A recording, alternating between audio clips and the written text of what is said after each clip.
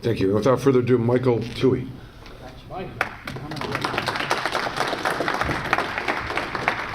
Thank you, Mr. Kumar, and thank you for putting on this conference.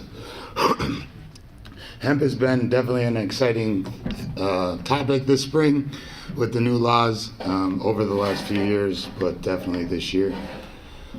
So again, I am Michael Thue. I'm a certified medical assistant, registered with the American Association of Medical Assistants. Excuse me. I started our first compassion center in Traverse City, Michigan back in 2009. We've been conducting medical marijuana certifications, and then I oversee the follow-up and treatment of the patients in our facility. So again, this is who we are. The Center for Compassion is our certification clinic. I work with Dr. Naveed out of Grand Rapids with Elite Health. He's a board certified fellowship physician and specializes in anti-aging medicine. So the ideal state of patient care, we're looking at CBD and kind of understanding the differences between CBD. Homeostasis is what we're looking to establish within each person, and we'll talk about how cannabis helps to do that or regulate that. Homeostasis is helping to the cells to maintain or return to normal cellular function, and that is a big part of why hemp and cannabis is so impactful in the health and well-being, or used as a health supplement. And this is not just accomplished with CBD, but CBG, CBC, THC, THCV. There's over 110 different cannabinoids found in the cannabis plant. And then a big thing that really separates is there's a lot of talk about indica versus sativa being lost in the last couple of years, is because we really emphasize the terpene value now. So the labs really test the different cannabinoids, but as well as the terpenes. And if you look up on, say, PubMed, you can find a recorded or FDA approved medicinal use on each terpene that accompanies those cannabinoids in the plant. And that helps to make that plant look more effective.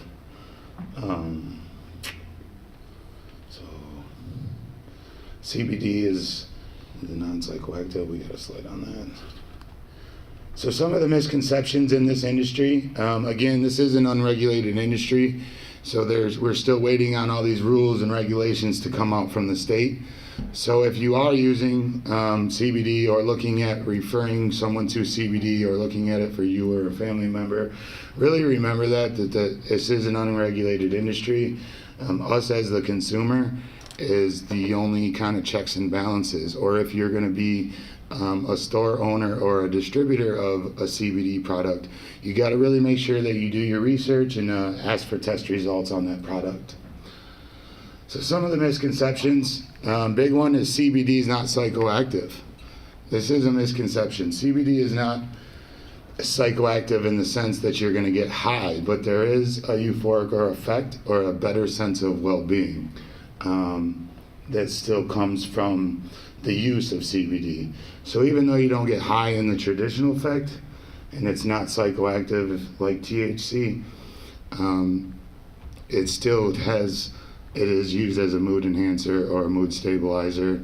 It does help somebody that has high anxiety to lower that anxiety and have a better day. So these are things that it still does play on the psyche and has an effect on that, but is not psychoactive in the effect that it makes you high or euphoric. Isolate is superior to whole plant medicine. This is another misconception. It's a big one and is talked about a lot. You really do need to look at this and understand this when you're looking at the difference in products. Science continues to prove that full spectrum CBD with the use of minor cannabinoids and the THC being under the 0.3% THC is 10 times more effective than using CBD isolate. This is, let's see, I'll go back to that. So cannabis contains several hundred compounds going over that. So this is the entourage effect. It's the holistic entourage effect. This is what's come throughout the years of the sum of the whole plant is better than the individual part of the plant. So taking the whole aspect of the plant and all the terpenes and cannabinoids that come with it continues to prove to be more effective than just using CBD isolate alone or by itself. And which is the misconception? That CBD isolate is superior. So even though you'll see a lot of times like CBD isolate has a very high suggested dose. Let's see, this curve, this graph kind of shows an idea of full spectrum versus CBD isolate, and that at lower doses with less of a quantity or a dose per milligram, you can actually be more effective with a lower dose, and that as you move into higher doses, they become like less effective. You have kind of max out your receptors. Your receptors can only absorb so much at a time, and after that it becomes wasteful.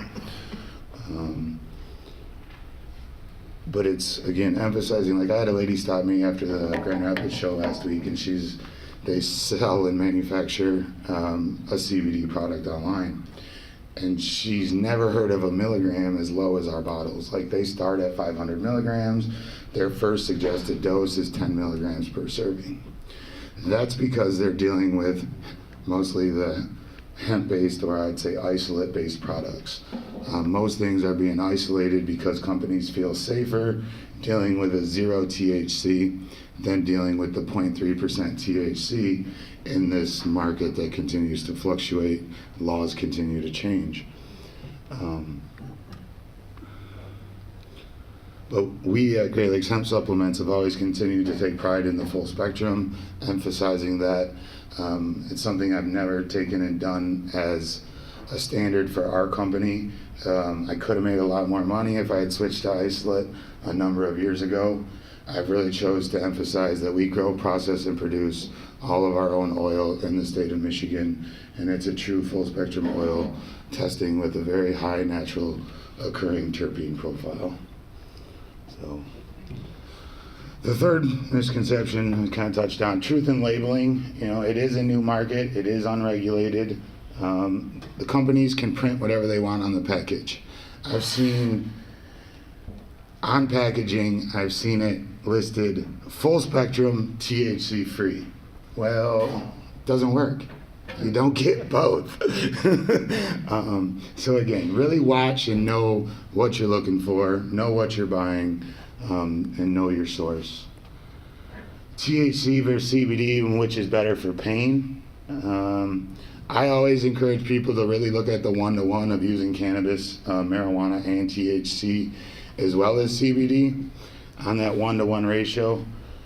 Again, it emphasizes that entourage effect, emphasizing the THC. But I will say, when it comes to just CBD and CBD alone, or CBD under the 0.3% THC, CBD is more effective for treating neuropathic pain. So you actually get more pain relief with nerve pain in CBD than using THC, where THC is more of your masking agent. You cover it up. You feel better, so you don't really mind of what's going on. CBD seems to do more of the actual reversing, reprogramming of the cells, and getting you into a better state of health. So again, the holistic and entourage effect is why the full plant and cannabis extracts continue to be scientifically proven to be 10 times more effective than isolate. Again, emphasizing that terpene value. A little bit of what we do, of how we go over the patients, follow-up treatment plans, looking at the current state of the patients and how we can affect a positive change, and working toward that ideal state of patient care or homeostasis. These are some of the references. Project CBD has been around for a long time. You can find a lot of really good information there. I've had an opportunity to talk with Martin Lee when he was in Ann Arbor for an event last year for Hash Bash, I think it was. He did a discussion. So that's what I had on the PowerPoint. I'd like to turn it over to questions. I usually do a lot better with question and answer. So first. So, in an ideal world, looking for is so we know that industrial hemp's coming forward, and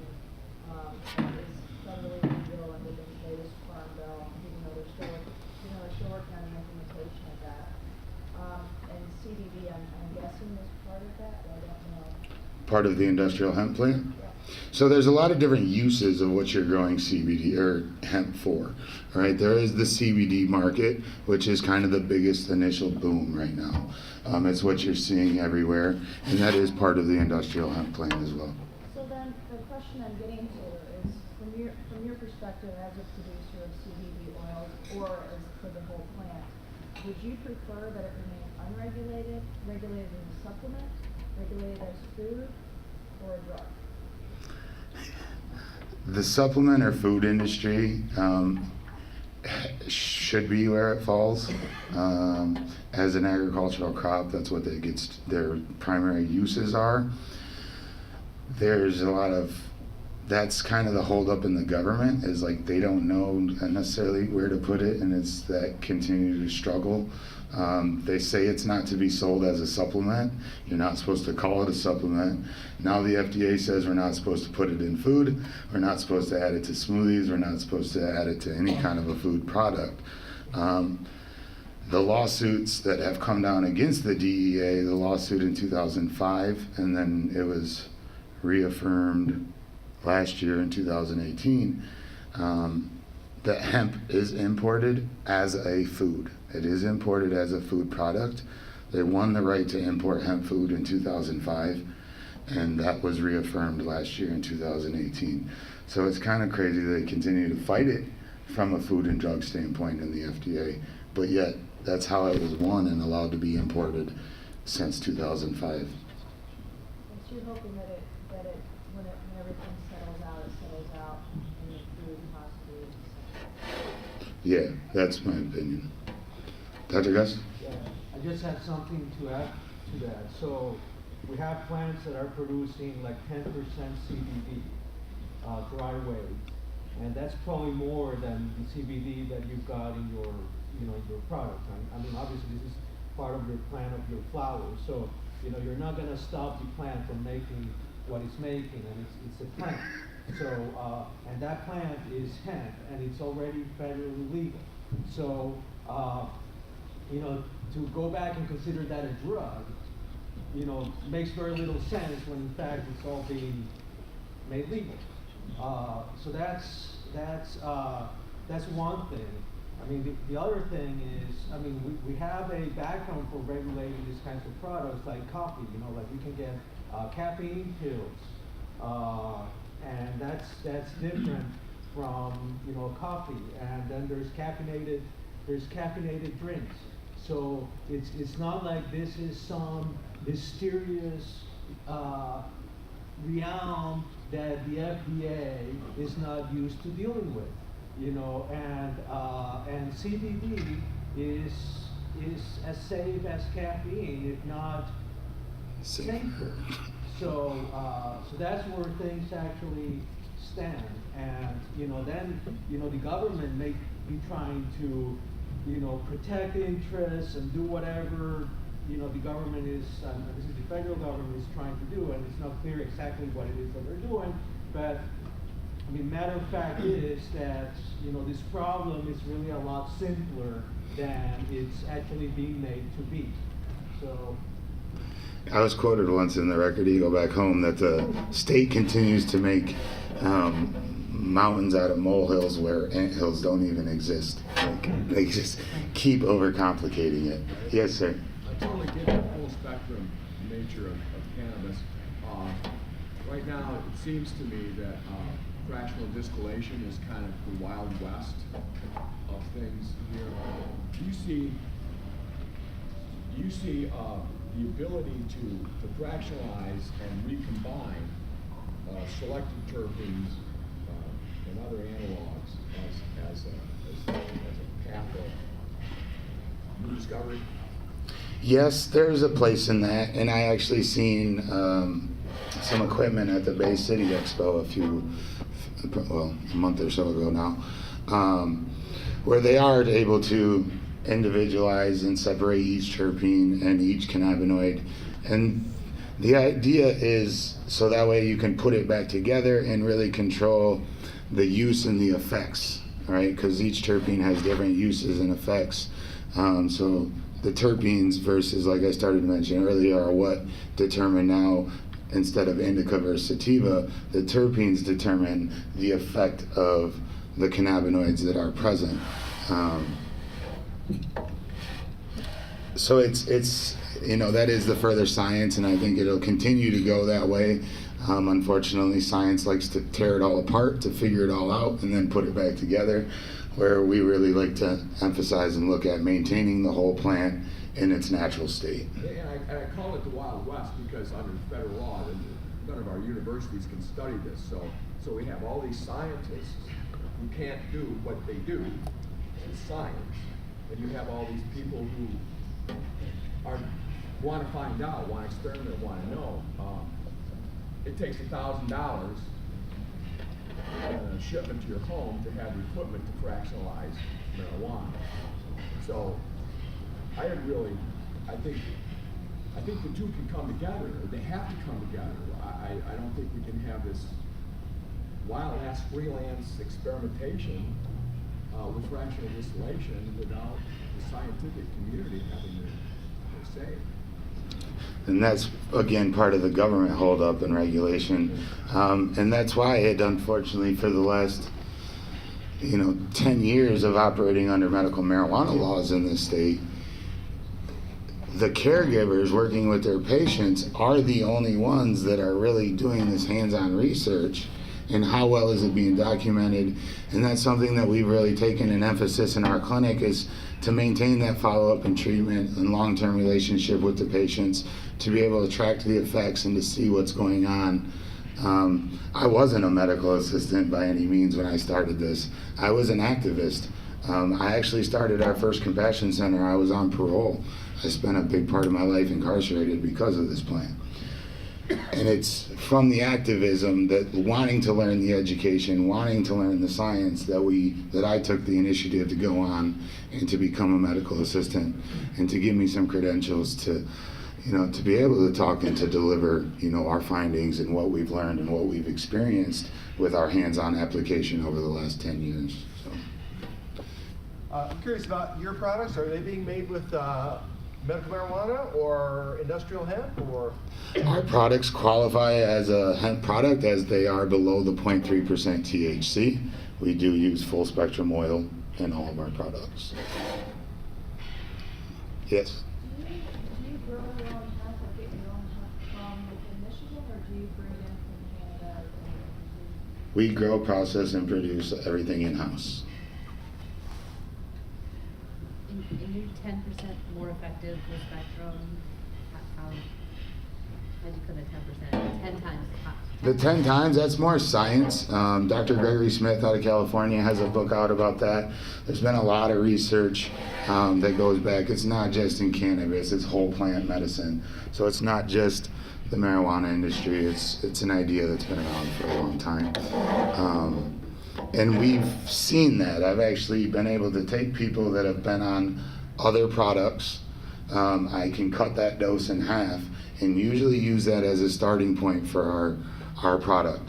So like the lady that I spoke with last weekend in Grand Rapids, she was blown away that we had a 150 milligram product. And I told her, I said, put this up against your 1,000 milligram and 1,500 milligram product, and I'll talk to you in a couple weeks after you've had a chance to go through it, because we continue to see the return. Like, I can give that away and to do a trial like that, because I'm very confident in our product and the results that we've had on our product when I take patients off some of the other companies' products that are isolate based, especially, and switch them to ours. We really do see that difference, where we do a suggested started serving at 2.5 milligrams of CBD. I've had seizure patients that we've had seizure control with as little as 1 milligram of CBD.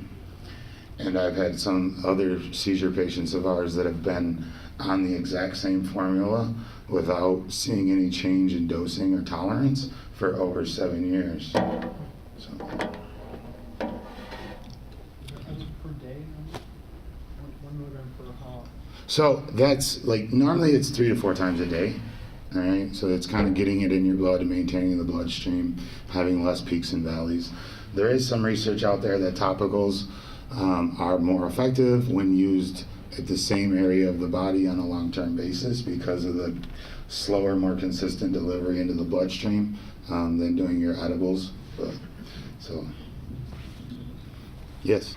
Is it true that THC actually opens up your receptors to receive CBD better?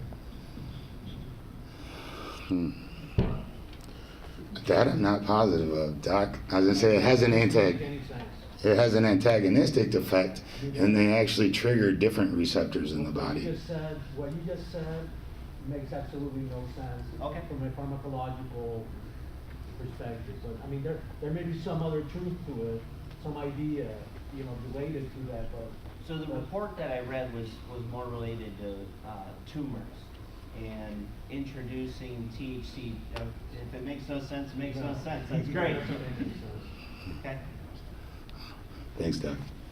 What about this CBD or hemp seed oil products that I've been seeing? I mean, it looks like snake oil type stuff. So there are a lot of companies that have been selling hemp seed oil as CBD oil or CBD-rich hemp oil. It's a scam for them to mark up the bottle and charge you more money. There's not really any more CBD in hemp seed oil than there is in black pepper or flaxseed. So just the seed itself naturally doesn't produce a high level of CBD. It has to be infused. The hemp oil itself has to be infused still with CBD. Yes.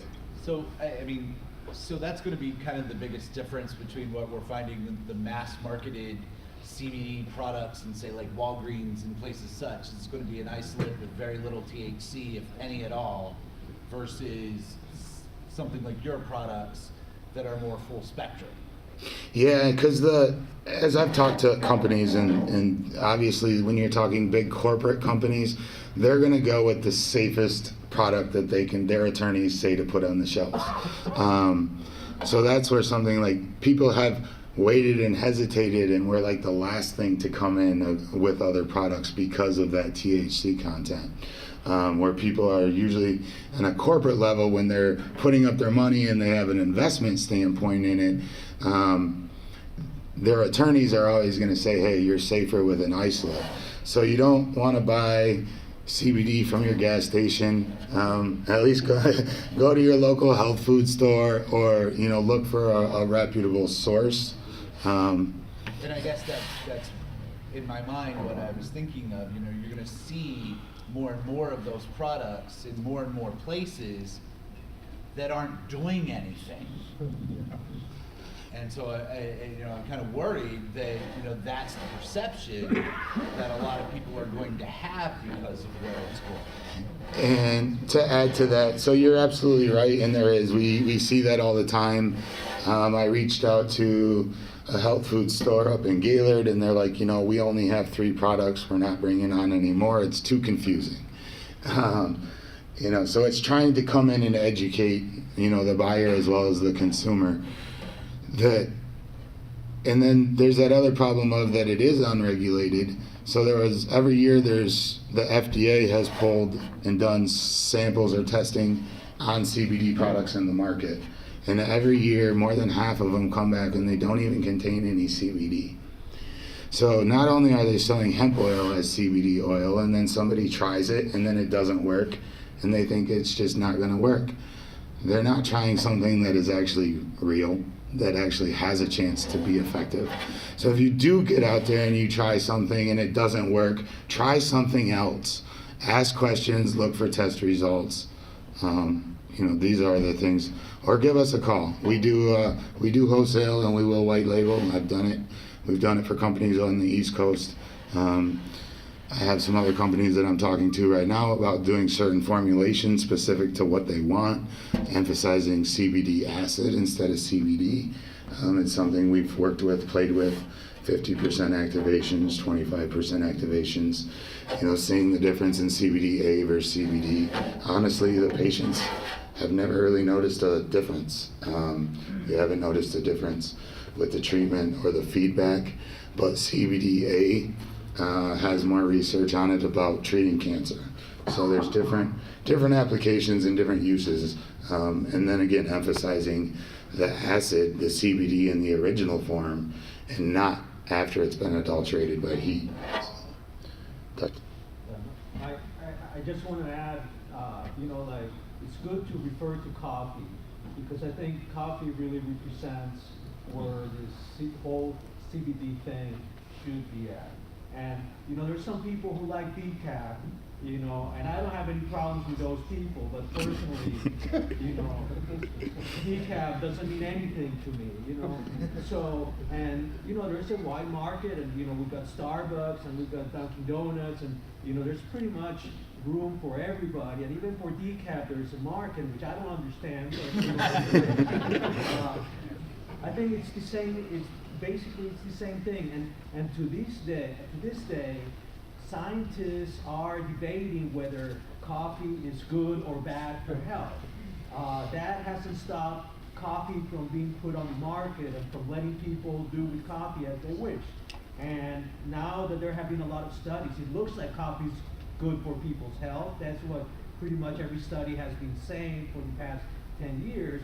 But that's not the ultimate. That's not the ultimate thing. The ultimate thing is that people have been allowed to benefit from coffee before there's a scientific consensus, given that coffee has been shown and repeatedly found to be very safe. I think that's where we are. CBD, hemp, hemp oil, CBD, cannabis-wise. Now there's a stipulation by the FDA that people shouldn't be making health claims. In the same way that when you drink coffee, you don't have Starbucks saying or Dunkin' Donuts saying you're gonna live longer, you're gonna, be more energetic or, less sleepy. You just can't, if you're gonna sell a nutritional product, you can't make those claims, because those claims will put that substance in the realm of a drug. That's the regulation of coffee. It can also apply just the same to the regulation of CBD. I want to add something there, Doctor. It's remarkable what you're saying, and the idea of what's taking place is really remarkable, because the federal government is trying to make a claim that CBD somehow should be controlled substance. Really, that's what they're doing. And I think the DA's made that claim. So the idea is like it's nothing that would relate to what we commonly know as a controlled substance. We use the coffee analogy. It would be absurd if it was put on the controlled substance list. And the idea that it's something else, it needs to be regulated like it's clearly being attempted to, is a problem that we have to look out for. And I agree with you, the direction of it being coffee or caffeine is a much better way to look at it from a marketplace and how it should be dealt with the government. Because I mean, if you were to divide up where the battle's going to be, I think, in terms of the regulations and who's going to be able to engage in in what regarding hemp, there's going to be a huge fight, I think, regulatory-wise, regarding the food and ingestion products versus, everything else. And it's not right. I agree with you. We've been here before, is the exact point you're making. The FDA says, this hasn't been shown to be a food because it has been illegal, at least for the past, I don't know how many years. Well, there's this company, GW Pharmaceuticals, that develops this product, Epidiolex, but they go around the laws of the USA because they develop it in countries where it's legal, like Israel, and they take advantage of the whole world legal system, and then they bring it into the USA as Epidiolex, which gets approved as an epilepsy medication in June of 2018, and based on that, the fact that they have found a loophole around US laws, now with the FDA, they say, look, you can't possibly bring any CBD onto the market unless you consider it as a drug, because this company that just found a loophole with laws from all the other countries in the world is now in the U.S. market.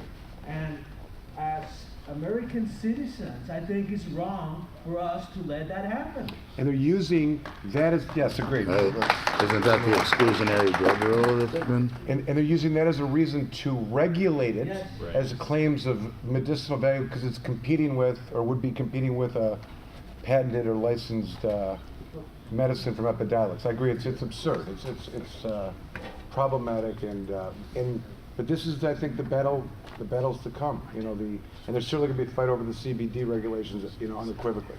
Not as much probably in the other textile market and, you know, hempcretes and things like that, but, you know, the food is gonna be a battle, which is a good time to maybe stop and say, if we're ready for food, lunch is being served, unless there's any other questions, before we break. Looks good. Okay. All right. Oh, I did have a kind of question, comment. It is the case, is it not, the CBD is CBD regardless, whether it comes from industrial hemp or comes from, Marijuana? 15% THC in on a molecular level, CBD is CBD. It's what accompanies the CBD that changes the makeup or the effect of the product. yeah. And I would say this, that in order to even be in possession of something that would be justified as being, you know, hemp or from CBD that's been grown from hemp versus marijuana, that requires certifications at least. You know, in all these cases of, you know, trucks being pulled over or whatnot, those that are without, from a certified farm that grew it from a hemp plant, are having problems, you know, being, you know, getting out of that because the agency that's arrested them can't discern. They don't test quantity THC. So this is something else that's driving it as well. But yes, the scientific answer, I think, is right there. Break. Give it up for Michael Thue.